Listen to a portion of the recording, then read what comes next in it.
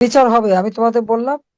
আল্লাহ ইচ্ছে বিচার হবে। আমার বাবা মা ভাই বোনদের যারা হত্যা করছে তাদেরও দায় মুক্তি দিছিল, কিন্তু আমি দেশে ফিরে এসে আইন করে তাদের বিচার করছি। ইনশাল্লাহ এই হত্যারও বিচার আমি করব, আমি তোমাদের কথা দিলাম। 14 জুলাই পর্যন্ত তো পুলিশ ছাত্রদের উপর কোনো আক্রমণ করে নাই, গরম পানি মারে নাই, সাউন্ড গ্রেনেড মারে নাই, বা তাদের উপর কোন রকম জুলুম করেনি, বরং পুলিশ তাদেরকে সর্বতভাবে সহায়তা করেছে।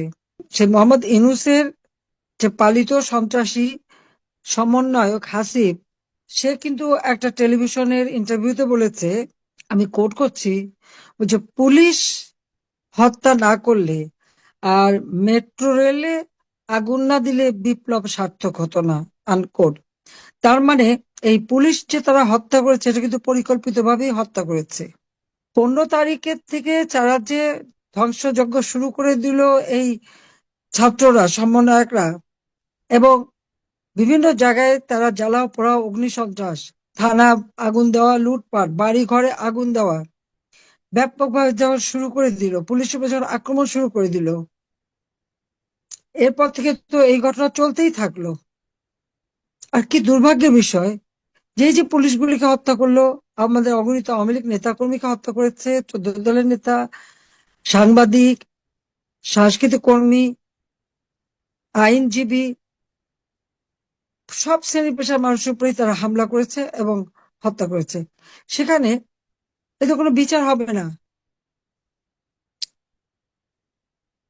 যাদেরকে হত্যা করেছে তাদের পরিবার বিচার চাইতে পারবে না, এদের দায় মুক্তি দেওয়া হয়েছে। দায় মুক্তি কেন দেওয়া হলো? যদি কেউ অন্যায় করে তার তো বিচার হতে হবে, তদন্ত হতে হবে। যখন 6 জন মারা গেল, আমি তখন বিচার বিভাগীয় তদন্ত কমিটি করে দিলাম, এবং সেই তদন্ত কমিটি কিন্তু কাজও শুরু করলো। কিন্তু ইউনূস ক্ষমতা আসার পরে সে তদন্ত কমিটির কাজ বন্ধ করে দিল।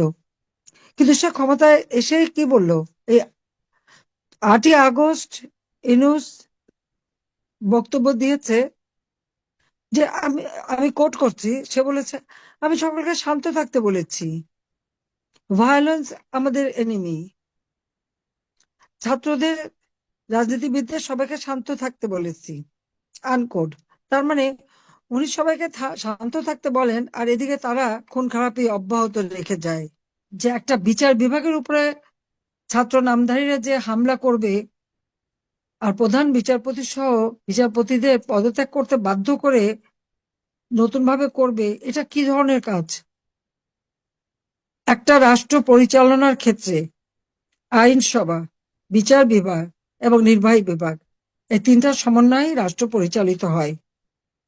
কিন্তু আমরা দেখলাম ইউনূস সাহেব কি বলছেন, উনি তো দেশ চালাতে ব্যর্থ, সেটা নিজেই বলেছেন, তার যোগ্যতা নাই। আর তার এই অযোগ্যতার ফলাফলটা কি? উচ্চ আদালতে হামলা, সংসদ ভবনে হামলা, এক্সিকিউটিভ অর্থাৎ আমাদের সচিবালয়ে আগুন, আর গণভবন তো আগুন, লুটপাট। এটা তো পরিকল্পিতভাবে। সব থেকে দুর্ভাগ্যের বিষয় যে বঙ্গবন্ধু ভবন, যেটা বঙ্গবন্ধু স্মৃতি জাদুঘর, আমরা দুই বোন, বাবা মা ভাই সবই তো আমরা হারিয়েছি। ওই বাড়িতেই সবাইকে নির্মমভাবে হত্যা করা হয়েছে। সেই রক্তের দাগ তো এখনো ছিল ওই বাড়িতে, সে বুলেটের ক্ষত চিহ্ন ওই বাড়িটাই বহন করে যাচ্ছিল। আবার সেই 71 সালে এই বাড়ি থেকে জাতির পিতা বঙ্গবন্ধু শেখ মুজিব স্বাধীনতার ঘোষণা দিয়েছেন, আর ঘোষণা দিয়েছেন বলেই তো আমরা স্বাধীনতা পেয়েছি। আমরা দুই বোন তো 75 এই হত্যাকাণ্ডের পর এই বাড়ি আমরা তো ভোগ দখল করিনি, আমরা জনতাকে দিয়ে দিয়েছিলাম। বঙ্গবন্ধু মেমোরিয়াল ট্রাস্ট করে এই সম্পত্তি জনগণকে দান করেছিলাম। যদিও আমাদের দুই বোনের ঢাকা শহরে কোনো নিজস্ব বাড়ি ঘর থাকার জায়গা ছিল না, তারপরেও কিন্তু আমি এটা জনগণকে দিয়েছি। আমরা দুইজন এই জন্য যে আমার বাবা হচ্ছে এদেশের মানুষের জন্যই সারা জীবন রাজনীতি করে গেছেন, আর এই বাড়িতেই তো সব পরিবারকে হত্যা করা হয়েছে, কাজে এটা মানুষের জন্যই থাকবে।